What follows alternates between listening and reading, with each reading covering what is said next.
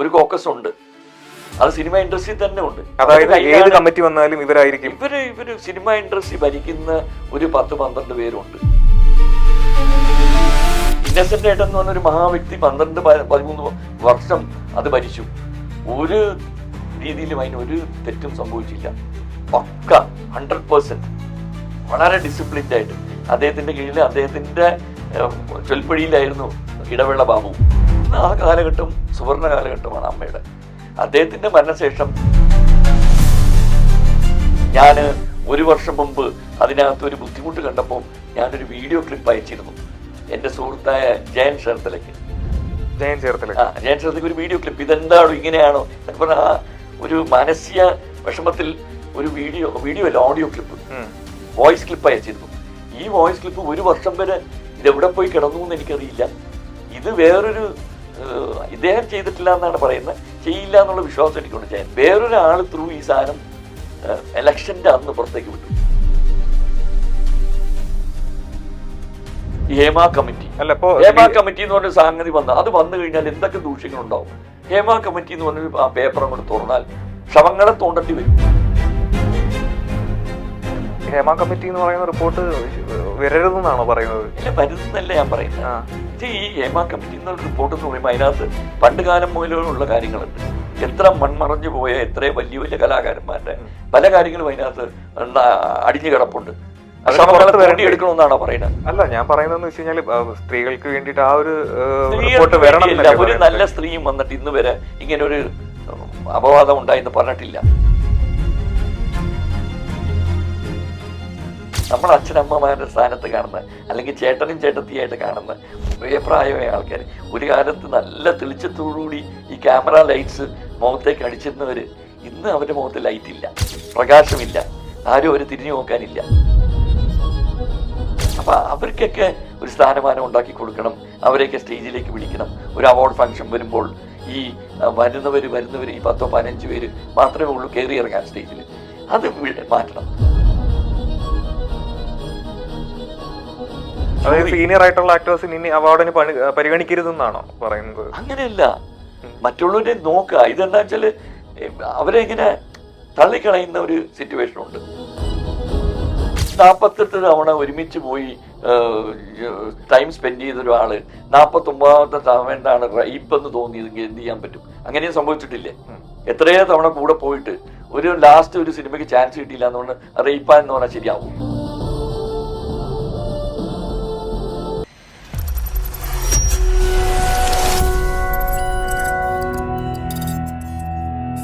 Hi, welcome to cinema company. This is Ganesh Sathyakumar. Open കോർട്ടിൽ ഇന്ന് 50 വർഷത്തിലേറെയായി മലയാള സിനിമ ഇൻഡസ്ട്രിയുടെ ഭാഗമായി നിൽക്കുന്ന actor cum producer Navas Latheef സാറാണ്. Hi sir. നമസ്കാരം. എന്തൊക്കെയാണ് സിനിമയ്ക്കകത്തെയും പുറത്തെയും പുതിയ വിശേഷങ്ങൾ? എന്തൊക്കെയാണ് സിനിമയ്ക്കകത്തും പുറത്തുമുള്ള വിശേഷങ്ങൾ? നിങ്ങളല്ലേ ഇങ്ങോട്ട് ചോദിക്കണ്ട, എന്നാലും എനിക്ക് പറയാൻ പറ്റും. എന്താണ് സാറിന്റെ വിശേഷങ്ങൾ? എന്തൊക്കെയാണ് എന്റെ വിശേഷങ്ങൾ? പ്രത്യേകിച്ച് എടുത്തു പറയാമെങ്കിൽ ഈ വർഷം ഞാൻ 2 നല്ല സിനിമകൾ ചെയ്തു വെച്ചിട്ടുണ്ട്. അത് വളരെ പ്രതീക്ഷയോട് ചെയ്തു വെച്ചിരിക്കുന്ന സിനിമകളാണ്. ഒന്ന് കുറുപ്പിന്റെ കുഴിമാടം, അത് ഡയറക്റ്റ് ചെയ്തേക്കുന്ന ബിബിൻ പോൾ സാമുവൽ എന്ന് പറഞ്ഞാൽ വളരെ നല്ലൊരു ടാലന്റഡ് ചെറുപ്പക്കാരനാണ്. വളരെ ഗംഭീരമായിട്ട് പുള്ളി എടുത്തിട്ടുണ്ട്. ഇതിനു മുമ്പ് പുള്ളി ഒരു പടം ചെയ്തിട്ടുണ്ട്, ആഹാ എന്ന് പറഞ്ഞൊരു പടം, ഇന്ദ്രജിത്തിനൊക്കെ വെച്ച പടം. അതെ. അതിനുശേഷം പുള്ളി ഇപ്പൊ ചെയ്യുന്ന പടമാണിത്. പക്ഷെ ഇത് പുള്ളി പുട്ടിനിസ് ഫുൾ എഫേർട്സ്, അത്രയും ഭംഗിയായിട്ട് ആ സിനിമ പുള്ളി ഡയറക്റ്റ് ചെയ്തിട്ടുണ്ട്. എനിക്ക് അതിനകത്താണെങ്കിൽ അതിമനോഹരമായ ഒരു കഥാപാത്രം, ഏതൊരു നടന്റെയും എന്താ പറയാ മനസ്സിലെ ഏറ്റവും വലിയൊരു നാഴികക്കല്ലെന്ന് പറയില്ലേ, ചെയ്യാൻ ആഗ്രഹിക്കുന്ന അതുപോലത്തെ ഒരു കഥാപാത്രം. ഒരു 67 വയസ്സായ ഒരു ഓട്ടിസം ബാധിച്ച ഒരാൾ, സംസാരശേഷി കുറവാണ്, കൈയും കാലും ഒക്കെ വിറയ്ക്കും, സുഹൃത്ത് ബന്ധങ്ങളൊന്നുമില്ല, ആകെ 2 ബന്ധങ്ങൾ അയാൾക്കുള്ള. ഒന്ന് ഒരു റെയിൽവേയിൽ വർക്ക് ചെയ്യുന്ന സുധി കോപ്പ ചെയ്യുന്ന ഒരു ക്യാരക്ടർ, പിന്നെ ഒന്ന് ജിൻസി എന്ന് പറഞ്ഞൊരു പെൺകുട്ടി അവിടെ വീട്ടിൽ ജോലിക്ക് വരുന്നത്. ഇവർ 2 പേരെ ചുറ്റിപ്പറ്റിയാണ് ഇയാളുടെ ജീവിതം. പിന്നെ അച്ഛൻ്റെ കുഴിമാടവും അതിനോട് ചേർന്ന ഒരു മാവ്, അത് മാവിനും ഉണ്ട് 67 വയസ്സ്, ഇയാൾക്കും ഉണ്ട് 67 വയസ്സ്. അതവിടെ പറയുന്നുണ്ട്. ഇയാളുടെ ചെറുപ്പത്തിൽ ഇയാളുടെ അച്ഛൻ വെച്ച് പിടിപ്പിച്ച മാവാണ്. ഈ മാവും ഈ കുഴിമാടവുമാണ് അയാളുടെ ജീവിതം. രാവിലെ എണീച്ചാൽ കുളിച്ച് ഇയാളുടെ അച്ഛൻ്റെ വാച്ച്, കണ്ണട, പേന ഇതെല്ലാം കൊണ്ടുവന്ന കുഴിമാടത്ത് വെച്ച് കുഴിയോട് ചേർന്ന് കാത് വെച്ച് സംസാരിക്കുകയും അങ്ങനെ ജീവിതം ആ രീതി സന്തോഷിച്ച് ജീവിച്ചു പോകുന്ന ഒരു പാവം സാധാ മനുഷ്യൻ. ആ മനുഷ്യന്റെ ജീവിതത്തിൽ ഉണ്ടാവുന്ന ഒരു ദുരന്തം, ഈ കുഴിമാടവും മരവും അവിടെ നിന്ന് പൊളിച്ചു കളയാനുള്ള ഒരു ഓർഡർ വരികയും അതിലേക്ക് ഉണ്ടാവുന്ന സംഘർഷങ്ങളും അതിന്റെ ക്ലൈമാക്സും വളരെ ഗംഭീരമായ ഒരു സബ്ജക്റ്റ് വളരെ ഭംഗിയായിട്ട് തന്നെ ബിബിൻ പോൾ സാമുവൽ ചെയ്തിട്ടുണ്ട്. ബെറ്റർ ലേറ്റ് ദാൻ നെവർ എന്ന് പറയില്ലേ, ബെറ്റർ ലേറ്റ് ദാൻ നെവർ. ഇപ്പം ഈ 2 പടം മതി എനിക്ക്, എന്നെ എവിടെയെങ്കിലും എത്തിക്കാൻ പറ്റുമെങ്കിൽ എത്തിക്കും അത്. അപ്പൊ അതിനുവേണ്ടി നോക്കത്താ ദൂരത്ത് കണ്ണും നട്ട് ഇങ്ങനെ വെയിറ്റ് ചെയ്തിരിക്കുക. എന്നായിരിക്കും സിനിമ റിലീസ് ആവുന്നതാണ്. ഇപ്പം ആക്ച്വലി ഇവർ എല്ലാ അവാർഡ്സിനും വിട്ടിട്ടുണ്ട് 2 പടങ്ങളും. സ്റ്റേറ്റ്, നാഷണൽ ഇപ്പൊ ആവുന്നേ ഉള്ളൂ. വേറെ ഇന്റർനാഷണൽ അവാർഡ്സ് എല്ലാത്തിനും വിട്ടിട്ടുണ്ട്. അപ്പൊ ഇതിനു മുമ്പ് ഞാൻ ഒരു പടം ചെയ്തിരുന്നു, ആഷിക്ക് വന്ന ദിവസം എന്ന് പറഞ്ഞു. ഞാൻ നിർമ്മിച്ച പടമാണ്, ഞാനും പ്രിയാമണി അഭിനയിച്ചതാണ്. ആ പടത്തിനകത്ത് എനിക്ക് നല്ലൊരു ത്രൂ ഔട്ടുള്ള ക്യാരക്ടറായിരുന്നു. ആ ക്യാരക്ടർ ഞാൻ ചെയ്തു, അഭിനയിക്കുകയല്ല ചെയ്തത്, ജീവിക്കുക ചെയ്ത്. അതിന് കേരള സ്റ്റേറ്റ് നോമിനേഷൻ ഉണ്ടായിരുന്നു. ആ വർഷം കേരള സ്റ്റേറ്റ് നോമിനേഷൻ ഉണ്ടായിരുന്നു. ദാദാ സാഹിബ് ഫാൽക്കെ ഫെസ്റ്റിവൽ അവാർഡ് കിട്ടി ബെസ്റ്റ് ആക്ടർ. ഒരു 4-5 ഇന്റർനാഷണൽ അവാർഡ്സ് കിട്ടി. സ്റ്റേറ്റ് അവാർഡ് ആ കൊല്ലമാണ് ഇന്ദ്രൻസിന് കിട്ടുന്നത്. നിങ്ങൾ രണ്ടുപേരും? ഞാനും ഇന്ദ്രൻസും ഉണ്ടായിരുന്നു, സ്വരാജ് ഉണ്ടായിരുന്നു, ഒന്ന് വേറെ ആരോ ഞാൻ ഓർക്കില്ല. 2017 അന്ന് അദ്ദേഹത്തിന് കിട്ടി. അദ്ദേഹത്തിന് തലവിധി മാറി. അതാ ഞാൻ പറഞ്ഞു വന്നത്. തലവിധി മാറി, പക്ഷെ നല്ലൊരു മനുഷ്യനാണ്.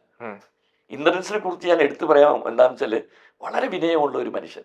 അതാണ് അദ്ദേഹത്തിന് ഈ സ്റ്റേജിലേക്ക് എത്തിച്ചത്. അഭിനയ കഴിവുമുണ്ട്, അതിനോടൊപ്പം തന്നെ ഭയങ്കര നമുക്ക് പറ്റില്ല. അല്ല, ഞാനും പറഞ്ഞു പോയിന്റ് അതാണ്. ഞാനും പറഞ്ഞു വന്നൊരു പോയിന്റ് അതായത്, ഇപ്പൊ ആളുകളുമായിട്ട് കണക്റ്റഡ് ആയി നിൽക്കുമ്പോൾ കൂടുതൽ അവസരങ്ങൾ വരുന്നു. ഇപ്പൊ സാറ് തന്നെ പറഞ്ഞു ഇന്ദ്രൻസ് ചേട്ടന്റെ ലൈഫ് മാറി അവാർഡിന് ശേഷമെന്ന്. ഇപ്പോൾ സാറ് കണക്റ്റഡ് ആയിരുന്നു, അവസരങ്ങൾ ചോദിച്ചിരുന്നു എങ്കിൽ പറഞ്ഞില്ലേ അതുപോലൊരു ചേഞ്ച് ഉണ്ടാവുമായിരിക്കുമല്ലോ. അതിപ്പോ നമുക്ക് എന്ത് പറയണേ, ഇങ്ങനെ ഈ സ്റ്റേജിലെങ്കിലും ദൈവം ഇരുത്തിയിട്ടില്ലേ, പ്രൈസ് ദ ലോർഡ്, 100 നന്ദി ദൈവത്തിനോട്. അല്ല, എന്താന്ന് വെച്ചാല് എൻ്റെ കൂടെ അഭിനയിച്ചിരുന്ന പലവരും ഇന്ന് വളരെ കഷ്ടപ്പാടിൽ ജീവിക്കുന്നവരും ഉണ്ട്, നല്ല നിലയിലും ഉണ്ട്. കഷ്ടപ്പാട് അനുഭവിക്കുന്നവരാണ് നമ്മൾ എപ്പോഴും താഴത്തേക്ക് നോക്കാം, മുകളിലേക്കല്ല. മുകളിലേക്ക് നോക്കിയാൽ നമുക്ക് തൃപ്തി ഉണ്ടാവില്ല, അടിയിലേക്ക് നോക്കുമ്പോൾ ഭയങ്കര തൃപ്തിയാണ്. ഞാൻ ഇങ്ങനെയെങ്കിലും ഇരിക്കുന്നുണ്ടല്ലോ, ദൈവം തമ്പുരാൻ കഞ്ഞി കുടിക്കാനുള്ള തന്നിട്ടുണ്ട്, ആരെയും മുമ്പിൽ യാചിക്കേണ്ട, കൈ നീട്ടേണ്ട ഒരു ഗതികേടില്ല.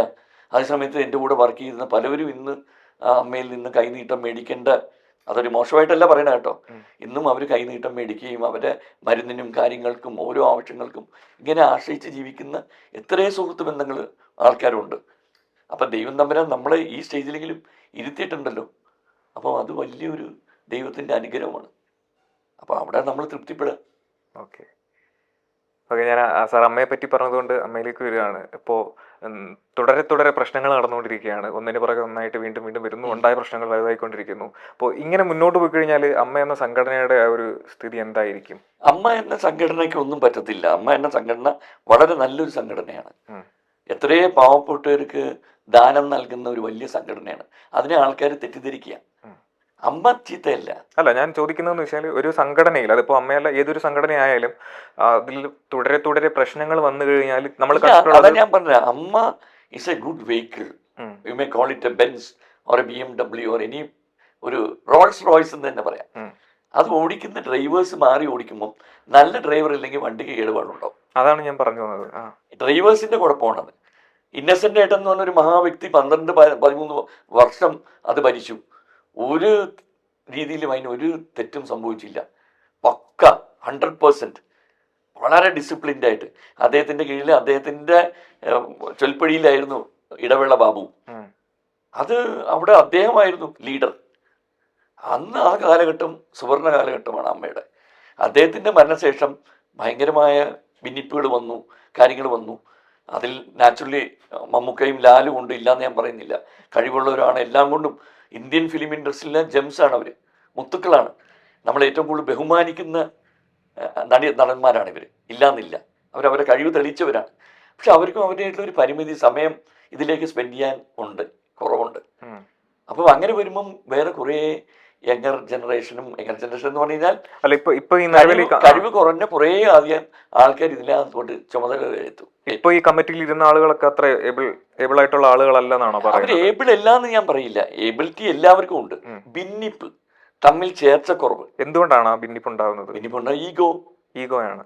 അതല്ലേ, എല്ലാവർക്കും ഈഗോ. ഞാൻ വലിയവൻ, നീ ചെറിയവൻ, നീ ചെറിയവൻ, ഞാൻ വലിയവൻ. ഇങ്ങനെ ഈഗോ വരുമ്പോഴാണ് ഈഗോ ക്ലാഷ്. ഈഗോ വരുമ്പോഴാണ് മനുഷ്യരല്ലാണ്ട് മാറുന്നത്. ഈ ഈഗോ എന്നുള്ള 3 letter word spoils a beautiful 4 letter word called love, LOVE. Love ഇല്ലാണ്ടാവുന്ന ഈഗോ വരുമ്പോഴാണ്, ഈഗോ വരുമ്പോഴാണ്. അപ്പൊ ഇപ്പൊ ഈ ഉണ്ടായ പ്രശ്നത്തിന്റെ തുടക്കം എന്ന് പറയുന്നത് രണ്ടുപേര് തമ്മിലുള്ള ഈഗോ ക്ലാഷ് ആണെന്നാണോ? എല്ലാവരും തമ്മിൽ, അവരാരും ചേർന്ന് പോകുന്നില്ല. കമ്മിറ്റി മെമ്പർ, ഞാൻ അതിനകത്ത് വൈസ് പ്രസിഡന്റായിട്ട് നിന്നതാണ്. പക്ഷെ എന്നെ തോൽപ്പിക്കാൻ വേണ്ടി എൻ്റെ ഒരു സുഹൃത്ത് തന്നെ വേറൊരു സ്ത്രീയെ കൊണ്ടുവന്നാണ് ഞാൻ നിർത്തി. എന്നിൽ അനാവശ്യമായ വിവാദമുണ്ടാക്കി. ഞാൻ 1 വർഷം മുമ്പ് അതിനകത്തൊരു ബുദ്ധിമുട്ട് കണ്ടപ്പോൾ ഞാനൊരു വീഡിയോ ക്ലിപ്പ് അയച്ചിരുന്നു എൻ്റെ സുഹൃത്തായ ജയൻ ചേർത്തലയ്ക്ക്. ജയൻ ചേർത്തലയ്ക്ക് ഒരു വീഡിയോ ക്ലിപ്പ്, ഇതെന്താണോ ഇങ്ങനെയാണോ എന്നൊക്കെ പറഞ്ഞാൽ ആ ഒരു മാനസിക വിഷമത്തിൽ ഒരു വീഡിയോ അല്ല, ഓഡിയോ ക്ലിപ്പ്, വോയിസ് ക്ലിപ്പ് അയച്ചിരുന്നു. ഈ വോയിസ് ക്ലിപ്പ് 1 വർഷം വരെ ഇതെവിടെ പോയി കിടന്നു എന്ന് എനിക്കറിയില്ല. ഇത് വേറൊരു ഇദ്ദേഹം ചെയ്തിട്ടില്ല എന്നാണ് പറയുന്നത്, ചെയ്യില്ല എന്നുള്ള വിശ്വാസം എനിക്കുണ്ട്. ജയൻ വേറൊരാൾ ത്രൂ ഈ സാധനം ഇലക്ഷൻ്റെ അന്ന് പുറത്തേക്ക് വിട്ടു. പിന്നെ കുറെ മഞ്ഞപത്രങ്ങളല്ല, മഞ്ഞ വീഡിയോസ് ഉണ്ട്. സാറ് പുള്ളിക്ക് അയച്ച ഓഡിയോ വേറൊരാളെങ്ങനെയാണ് ഷെയർ ചെയ്യുന്നത്? അതെന്തോ എവിടെയോ അത് ലീക്ക് ചെയ്യാനിപ്പോ എന്തൊക്കെ ലീക്ക് ചെയ്ത് പോണ്. അതെങ്ങനെയോ ലീക്ക് ചെയ്ത്, അതിനി എനിക്ക് അതിന്റെ CBI വെച്ചൊന്നും തിരക്കാൻ പറ്റില്ല. ഞാൻ അവിടെ പോയിട്ട് കംപ്ലൈന്റ് ഒക്കെ കൊടുത്തു. എവിടെയാ? നമ്മുടെ എവിടെയാണ്, പോലീസ് സ്റ്റേഷനിൽ. സ്റ്റേഷനിൽ കംപ്ലൈന്റ് കൊടുത്തു. എന്നിട്ട് അത് അവർക്കൊന്നും കണ്ടുപിടിക്കാൻ പറ്റിയില്ല. പിന്നെ അതങ്ങ് പോയി. കുറെ ആൾ പേര് അതൊരു വിവാദമായിട്ട് കളിച്ചു. പിന്നെ അതിൻ്റെ ഇടയ്ക്ക് വേറെ കുറെ വിവാദങ്ങൾ വേറെ വന്നപ്പോൾ ഇതെല്ലാം അങ്ങ് അടഞ്ഞു പോയി. അതിന്റെ മുകളിൽ വേറെ വന്നു. സാറ് നേതൃസ്ഥാനത്തിലേക്ക് വരുന്നത് ആരെങ്കിലും ഭയന്നിരുന്നു ആ ടൈമിൽ? ഭയക്കാൻ എന്താ ഉള്ളത്? ഞാൻ വന്ന് എന്ത് ചെയ്യാൻ ആരെയും? അതിൽ വന്ന് കുറച്ച് നന്മകൾ ചെയ്യണമെന്ന് ആഗ്രഹം ഉണ്ടായിരുന്നു. അല്ല, പിന്നീട് എന്തുകൊണ്ടായിരിക്കാം സാർ മത്സരിക്കുന്ന സമയത്ത് തന്നെ 1 വർഷം മുന്നേ അയച്ച ആ ഒരു ഓഡിയോ? അതൊക്കെ ഈഗോ ആണ്. ഒരു സുഹൃത്ത് ബന്ധം അല്ലെ, ഒരു ചെറിയ പോറൽ ഉണ്ടായിട്ടുണ്ട്. ആ സുഹൃത്തിന് തോന്നി ഞാൻ വേണ്ട, അതിന് വരും ആളെ കൊണ്ടൊന്ന് നിർത്തണമെന്ന് പറഞ്ഞ് നിർബന്ധിച്ചുകൊണ്ട് നിർത്തിയാണ്. നടൻ സിദ്ദിഖിനെ പറ്റി ഞാൻ പേരൊന്നും പറയുന്നത്, ഞാൻ എന്ത് പറയാനാണ്? അതൊക്കെ ആരാ ചെയ്തെന്നുള്ള അവരവർ തന്നെ സ്വന്തമായിട്ട് പലപ്പോഴും അഡ്മിറ്റ് ചെയ്തിട്ടുണ്ട്. ഞാനൊരാളുടെ പേരെടുത്ത് പറയുന്നില്ല. എനിക്കിവരെല്ലാവരും എൻ്റെ സുഹൃത്തുക്കളാണ്, സഹോദരങ്ങളാണ്, ഞാൻ സ്നേഹിക്കുന്നവരാണ്. എന്നാൽ നേരിട്ട് കാണുമ്പോൾ വലിയ സ്നേഹമാണ്. പക്ഷേ പുറയുന്ന പാരമണിയുന്ന കുറേ ആൾക്കാരുണ്ട് ഇതിനകത്ത്. അതാണ് തെറ്റ്. ഞാൻ എന്തെങ്കിലും ചെയ്യുമെങ്കിൽ മുമ്പിൽ പോയേ ചെയ്യുള്ളൂ. പുറന്ന് ചെയ്യുന്ന സ്വഭാവം എനിക്കില്ല. ഈ അമ്മ സംഘടനയിൽ ഒരു എലക്റ്റഡ് കമ്മിറ്റി ഉണ്ടെങ്കിലും അതിന് പിന്നിൽ നിന്ന് കാര്യങ്ങൾ കൈകാര്യം ചെയ്യുന്ന മറ്റൊരു ഗ്രൂപ്പ് ഉണ്ടോ? തീർച്ചയായിട്ടും ഉണ്ട്. ഒരു കോക്കസ് ഉണ്ട്. അത് സിനിമ ഇൻഡസ്ട്രി തന്നെ ഉണ്ട്. അതായത് അമ്മ എന്ന സംഘടനയിലല്ല, അല്ലാതെ സിനിമ ഇൻഡസ്ട്രി തന്നെ ഇത് പല കാര്യങ്ങളും അവരുടെ സംഗതി പറയാനാ. ഞാനിതിലൊന്നും വിശ്വസിക്കുന്നില്ല, സത്യം ഒന്നും പറയില്ലേ. ഞാനിതിൽ അന്ധവിശ്വാസമൊന്നും ഇല്ലാത്ത ആളാണ്, തമാശ പറഞ്ഞാണ്. പലരും ഇങ്ങനെയൊക്കെ വരുമ്പോൾ ഓരോ കാര്യങ്ങൾ പറയില്ല. അതേ കണ്ട മണി അടിക്കുന്നത്, മറ്റേ പോയി. ഞാൻ പറയണേ, ഇൻഡസ്ട്രിനകത്ത് ഉണ്ട് കുറേയധികം ആൾക്കാർ ഭരിക്കുന്നവരുണ്ട്. അതായത് ഏത് കമ്മിറ്റി വന്നാലും ഇവരായിരിക്കും. ഇവര് സിനിമ ഇൻഡസ്ട്രി ഭരിക്കുന്ന ഒരു 10-12 പേരുണ്ട്. ഇവര് വിചാരിച്ചാലേ ഇതിന്റെ എന്ത് കാര്യം അങ്ങോട്ടും ഇങ്ങോട്ടും മാറും, നീങ്ങും. ഈ ഏറ്റവും പ്രാധാന്യമായിട്ടുള്ളവരാണ് മമ്മൂട്ടി, മോഹൻലാൽ, സുരേഷ് ഗോപി. ഇവർ 3 പേരാണ് നമ്മുടെ പില്ലേഴ്സായിട്ട് നിൽക്കുന്നത്. ഇവർക്ക് എന്താണെന്നറിയാം, ഇവർക്കൊന്നും അതിനുള്ള സമയമില്ല. അവരൊന്നാമത് വലിയ ലെവലിൽ കളിക്കുന്ന ആൾക്കാരാണ്. ഇവർ പലതും അറിയുന്നില്ല. ഇവര് ചുറ്റിപ്പറ്റി കുറേ അധികം ആൾക്കാരുണ്ട്.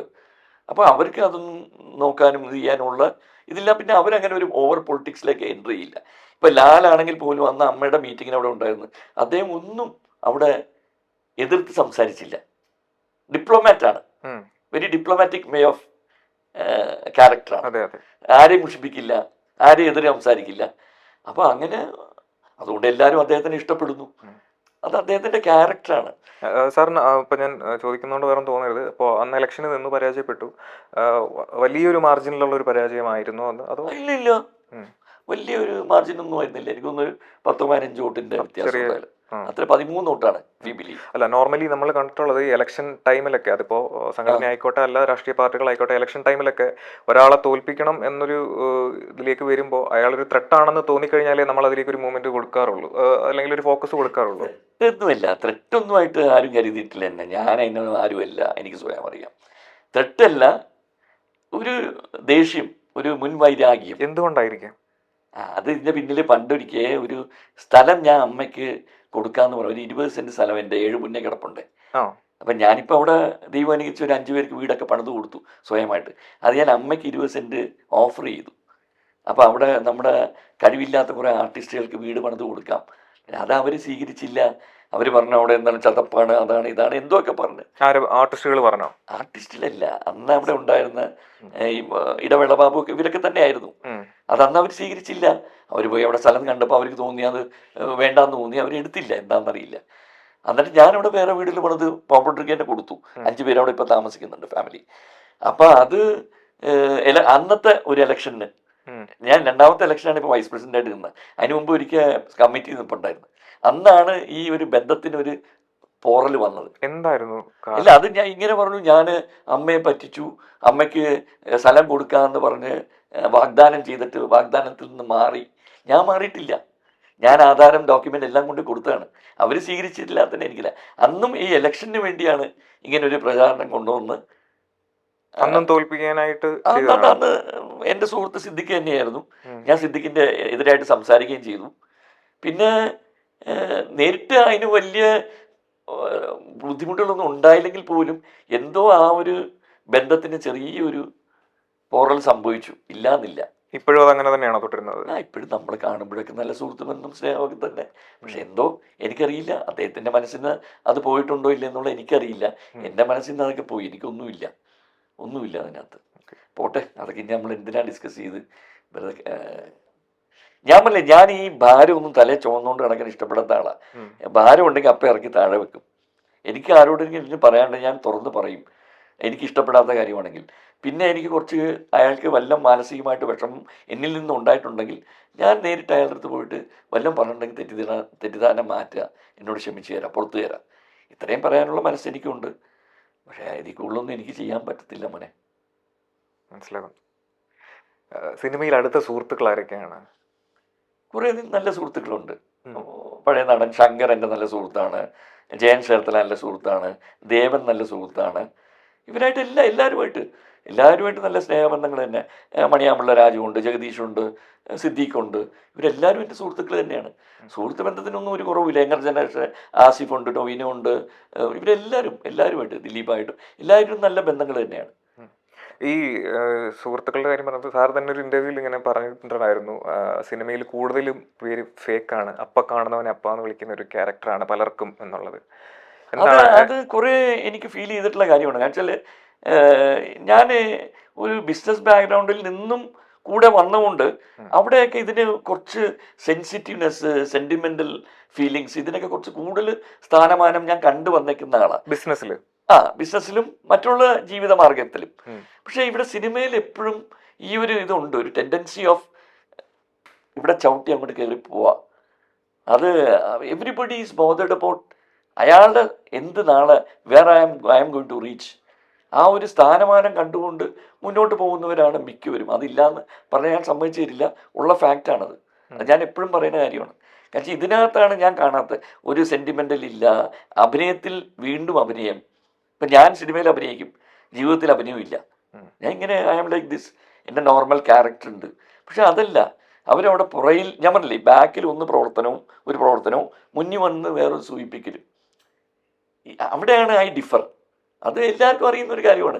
ഇൻഡസ്ട്രിയിൽ ഞാൻ മാത്രമല്ല, എല്ലാവർക്കും അറിയുന്ന കാര്യമാണ്. ഇതിന് പിന്നിലും എല്ലാം സാറാ പറഞ്ഞ ആ ഒരു ടീം ഓഫ് ആൾക്കാരുണ്ടോ? അതായത് എല്ലാവരും ഉണ്ടെന്ന്, എല്ലാ ക്യാരക്ടർ എല്ലാവർക്കും സിനിമയിൽ ഉയർന്നു കാണണം, സ്വയം ഉയർന്നു വരണം എന്ന് ആഗ്രഹിച്ച് തന്നെ വരുന്നവരാണ്. അതിന്റെ പേരിലാണോ മറ്റൊരാളെ ചവിട്ടിത്താഴ്ത്താനായിട്ട് അവർ ശ്രമിക്കുന്നത്? അതായത് ചവിട്ടിത്താഴ്ത്താനൊന്നും ശ്രമിക്കുന്നല്ല, സന്ദർഭങ്ങൾ വരുമ്പോൾ നാച്ചുറലി അയാളുടെ ഇമ്പോർട്ടൻസ് അയാളായി മാറും. പലയിടത്തും നമ്മൾ മറ്റു രംഗങ്ങളിലെല്ലാം നമ്മൾ ചിലപ്പോൾ ഒന്ന് താന്നു കൊടുക്കും, സാരമില്ല, അയാൾ നമ്മുടെ സുഹൃത്തല്ല, അയാൾ കയറി പോയിക്കോട്ടെ. ഇവിടെ അങ്ങനെയില്ല. ഇവിടെ each one is concerned about his own നിലനിൽപ്പിന്റെ ഭാഗമായതുകൊണ്ട് പലരും അങ്ങനെ കൺസിഡർ ചെയ്യാറില്ല.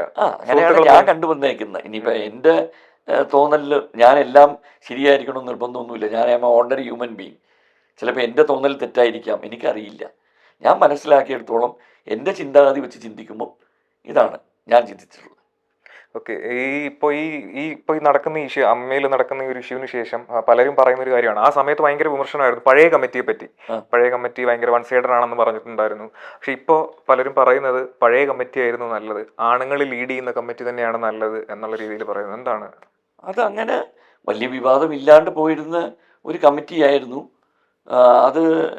മറ്റേ സിദ്ദീഖിൻ്റെ ഇലക്ഷൻ, സിദ്ദീഖ് സെക്രട്ടറി വന്ന് ആ സമയത്താണല്ലോ എന്തൊക്കെ ഹേമ കമ്മീഷനും കാര്യങ്ങളും എല്ലാം വന്നു. അത് അത് നന്നായിട്ടൊന്ന് ഇപ്പം സിദ്ദിഖ് അന്ന് സ്ഥാനമേറ്റ സമയത്ത് ഞാനവിടെ പലപ്പോഴും പോയിട്ടുണ്ട്. വളരെ ഭംഗിയായിട്ട് പുള്ളി അത് കൈകാര്യം ചെയ്യുന്നുണ്ടായിട്ടാണ് ഞാൻ കണ്ടത്. സിദ്ദിഖ് ഞാൻ ഒരാളോട് വിരോധമൊന്നുമല്ല, ഒരു അഭിപ്രായ വ്യത്യാസം ഉണ്ടെന്ന് പറഞ്ഞാൽ അയാളെ ചവിട്ടിത്താത്തുന്ന ആളല്ലേ. അയാൾ നന്മ ഉണ്ടെങ്കിൽ നന്മയും പറയും. ഞാൻ സിദ്ദിഖ് അന്ന് സെക്രട്ടറി ആയിട്ട് ഏറ്റെടുത്തപ്പോൾ പുള്ളി അത് റീസണബിളായിട്ട് നോക്കി വരുന്നുണ്ടായിരുന്നു. അപ്പോഴാണ് ഇങ്ങനെ ഒരു വിവാദം വന്നതും അദ്ദേഹത്തിന് റിസൈൻ ചെയ്യേണ്ടി വന്നതും.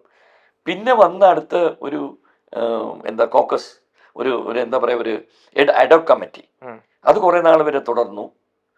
ബാബുരായൻ്റെ ഒക്കെ അതും വലിയ കുഴപ്പമില്ലാണ്ടൊക്കെ ഇങ്ങനെ പോയിരുന്നു. അവിടെ എന്തൊക്കെ വിഷയങ്ങൾ വന്നു. പിന്നെ അങ്ങോട്ടേക്ക് വിഷയങ്ങൾ തന്നെയായിരുന്നു. അതിനുശേഷമാണ് ഈ അമ്മയുടെ ഇഷ്യൂസ് തുടങ്ങിയത്. അതിനിപ്പോൾ എല്ലാം കലങ്ങി തെളിഞ്ഞ് തീർച്ചയായിട്ടും ഞാൻ ഓൺ റെക്കോർഡ് പറയുന്നു, മമ്മൂക്ക, ലാല് ഇവർ രണ്ടുപേരാണ്, നമ്മുടെ സുരേഷ് ഗോപി അടക്കം ഇവർ മൂന്നുപേരും ഒന്ന് ഇടപെട്ട് ഇതെല്ലാം ഒന്ന് കലക്കി തെളിച്ച് എല്ലാം ക്ലിയർ ചെയ്ത് വീണ്ടും നല്ലൊരു ഫോർമേഷനിലേക്ക് ഇത് വരണം. കാരണം വെച്ചാൽ അമ്മ നമുക്ക് വളരെ ആവശ്യപ്പെട്ട ഒരു ഓർഗനൈസേഷനാണ്. എത്രയേ പാവപ്പെട്ടവർ അതുകൊണ്ട് കഴിഞ്ഞു പോകുന്നു, എത്രയോ പേരുടെ മെഡിക്കൽ കാര്യങ്ങൾ നടക്കുന്നു. ഇന്ത്യയിൽ തന്നെ പറയപ്പെടുന്ന ഏറ്റവും ബെസ്റ്റ് ഓർഗനൈസേഷനാണ് അമ്മ, യാതൊരു സംശയമില്ല. അതിൽ എത്ര ക്രിട്ടിസൈസ് ചെയ്താലും ഞാൻ സമ്മതിച്ചില്ല. നന്മ ചെയ്യുന്ന ഓർഗനൈസേഷനാണ്. അത് ശരിയാണ്. പക്ഷേ സാർ നേരത്തെ പറഞ്ഞല്ലോ ഈ വണ്ടി ബെൻസാണ്, പക്ഷെ ഡ്രൈവർ മോശമാണ്, വണ്ടിക്ക് കൈമോശം വരും. നല്ല ഡ്രൈവർമാർ വരണം, നല്ല ഡ്രൈവർമാർ വന്ന് സ്റ്റീറിംഗ് പിടിച്ച് നല്ല സ്റ്റഡിയാക്കി പോയാൽ അത് ഓടിക്കോളും വണ്ടി. ഇങ്ങോട്ടേക്ക് അങ്ങ് പോകണം, കുറേ പോകേണ്ടതാണ്. സാറിന്റെ ഒരു 50 വർഷത്തെ എക്സ്പീരിയൻസ് വെച്ചിട്ട് ഇപ്പൊ ഈ ഒരു കമ്മിറ്റിയിൽ ഇനി എന്തൊക്കെ മാറ്റങ്ങൾ, അല്ലെങ്കിൽ എന്തൊക്കെ മാറ്റങ്ങൾ അമ്മയിൽ വന്നാലായിരിക്കും നല്ലൊരു ചേഞ്ച് ഉണ്ടാവുക? നല്ല ചേഞ്ച് എന്ന് പറയുന്നത് അമ്മയിൽ ഒന്നാമത് ഭിന്നിപ്പ് ഉണ്ടാവരുത്, തമ്മിൽ ഒരു ചേർച്ച ഉണ്ടാവണം. ഈ പുതിയതായിട്ട് ഇനി വരാൻ പോകുന്ന കമ്മിറ്റി യോജിച്ച് നിന്ന് അവരുടെ ഭിന്നിപ്പുകളും അവരുടെ പേഴ്സണൽ കാര്യങ്ങൾ ഇതിനകത്ത് കൊണ്ടുവരാണ്ട് മറ്റുള്ളവർക്ക് വേണ്ടി ഇത് യാചിച്ചും ഇത് ആഗ്രഹിച്ചും ഇത് ഡിപ്പെൻഡ് ചെയ്തും ജീവിക്കുന്ന കുറേയധികം സീനിയർ ആർട്ടിസ്റ്റുകളുണ്ട്. അവർക്ക് വേണ്ടി ഇവർ പ്രവർത്തിക്കുകയും അതുപോലെ തന്നെ കുറേയധികം ആൾക്കാർക്ക് ഇപ്പം അർഹതപ്പെടാത്ത സാമ്പത്തികമുള്ളവർക്ക് തന്നെ ഇപ്പം ഇത് കിട്ടിക്കൊണ്ടിരിക്കുന്നുണ്ട്, കൈനീട്ടം. അത് പറഞ്ഞു വന്ന പ്രിവിലേജ് എന്ന് പറഞ്ഞ് കൊടുക്കുന്നുണ്ട്. മനസ്സിലായില്ല, ഞാൻ മേടിക്കാറില്ല. പ്രിവിലേജ് എന്ന് പറഞ്ഞ ഒരു പ്രായമായി ഒരു ഇത്രയും വർഷങ്ങളായിട്ട് ഫിലിം ഇൻഡസ്ട്രി നിൽക്കുന്ന പെൻഷൻ പോലെ. പക്ഷെ അതിൽ ഞാൻ യോജിക്കുന്നില്ല. ഞാൻ ഇതുവരെ സ്വീകരിച്ചിട്ടില്ല, ഞാൻ ഇതുവരെ ചോദിച്ചിട്ടുമില്ല. ഓഫർ ചെയ്തിട്ടുണ്ടോ?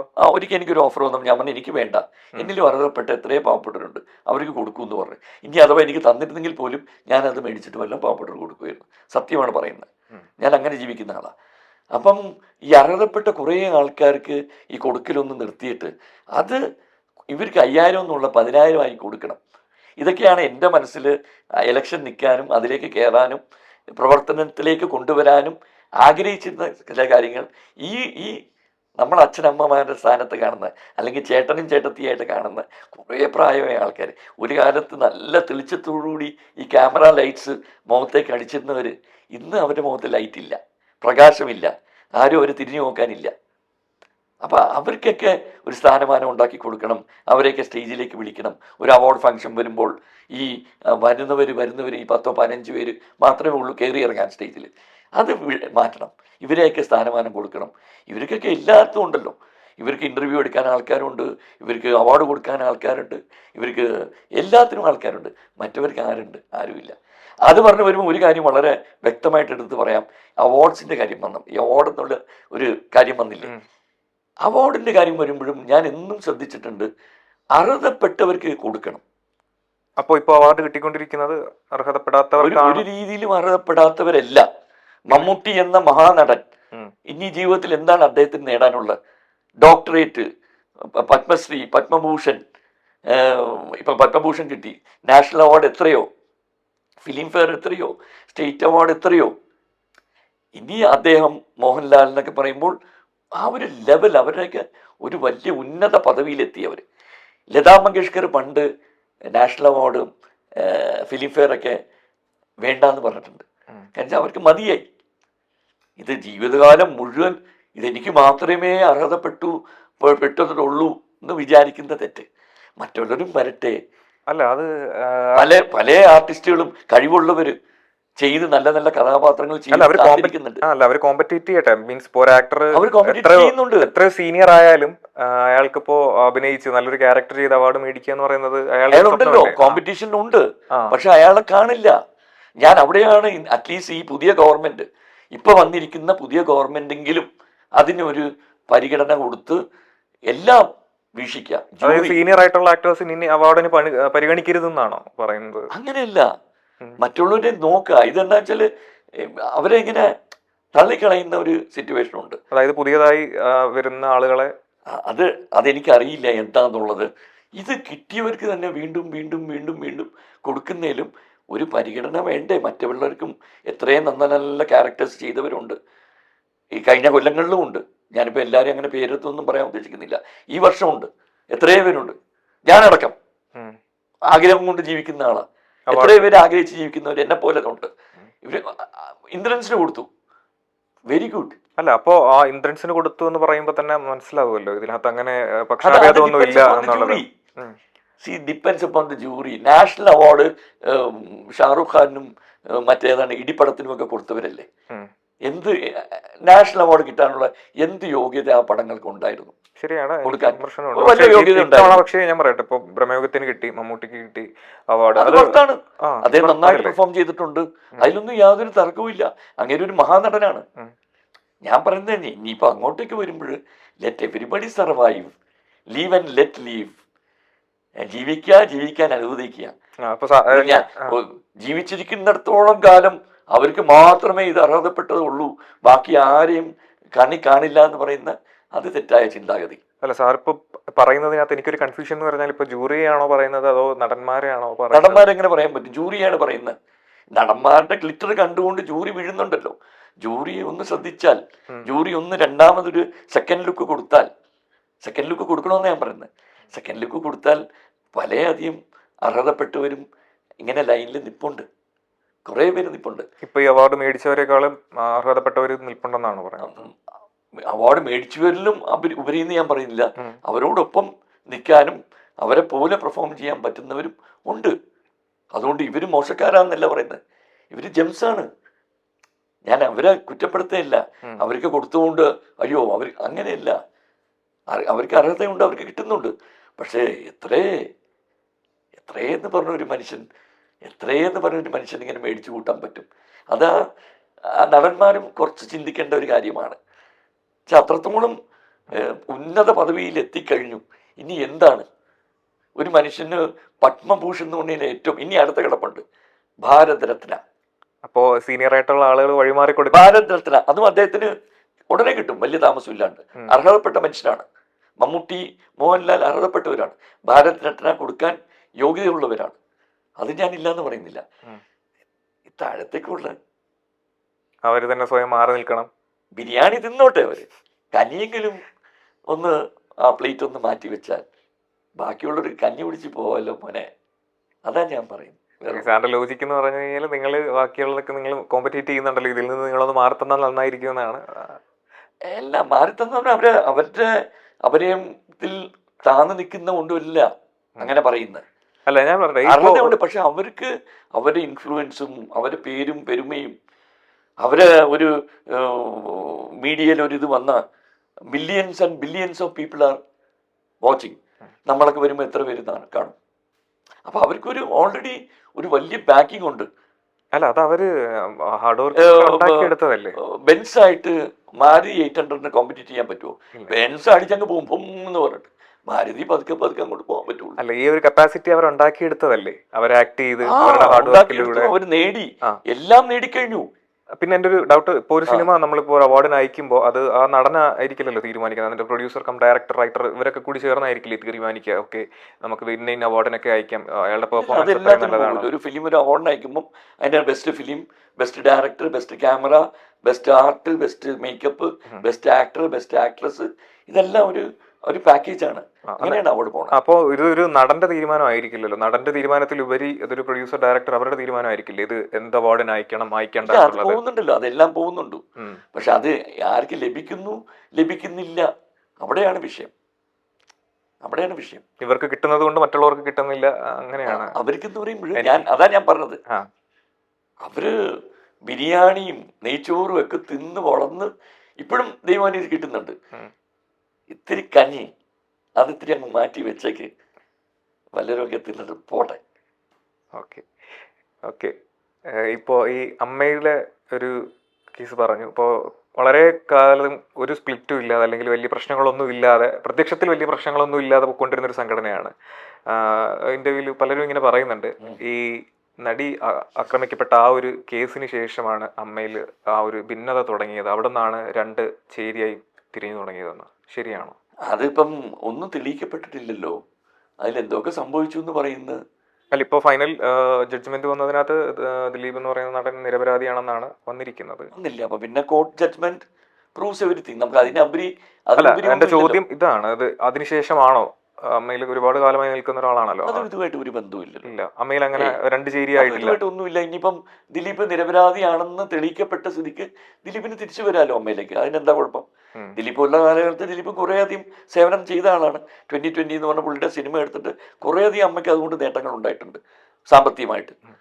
അപ്പം ഒരാൾ നിരപരാധിയാണെന്ന് കാണുമ്പോൾ പിന്നെ അയാളെ തിരിച്ചെടുക്കുന്നതിൽ നമ്മളല്ലല്ലോ ഒന്നും ഡിസൈഡ് ചെയ്യാൻ.